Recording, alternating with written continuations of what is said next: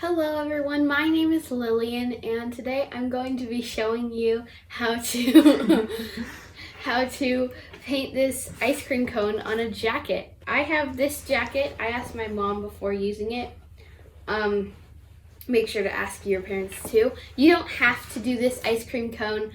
It's just I'm going to be doing this because I like this design. The materials you will need for this project is a cup of water to rinse off your paintbrush or paintbrushes, and acrylic or fabric paint. I have acrylic. Something to put your acrylic or fabric paint on. I have this little doodad. You can use cardboard or anything else you have in your house. I'm using masking tape, as I said. You can do your own design. And last but not least, a paintbrush or some paintbrushes. So the first step you're gonna do is apply the masking tape if you have any. So I'm just going to do it into an upside down triangle because that's what my design is going to have. So my design is going to take up pretty much the whole middle square of the back of the jacket. So I'm just going to take the sides out and make sure just the middle of the jacket is completely flat for me to work on it.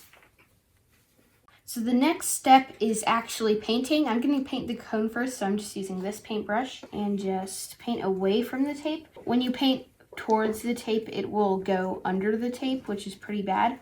I'm going to do about 3 layers of this paint, so it's very opaque. While this is drying, the first layer, I'm going to do the first layer of the white paint, which is going to be the ice cream, and I just chose vanilla. You can do any color of ice cream you like. I just like the white because I'm going to put lots of sprinkles on it after these layers are all dry. So the next thing you want to do is peel off the middle tape so that you can do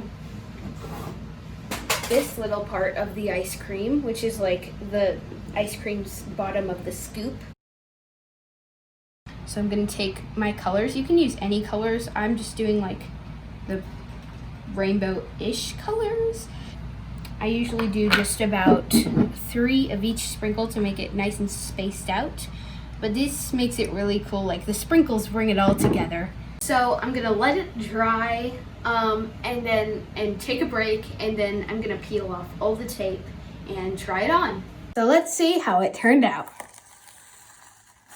This is the most satisfying part because you get to see all the clean lines. Oh, and by the way, mine aren't perfect. You can see there's little jagged edges, but that's okay. The imperfection is perfection. Let's try it on.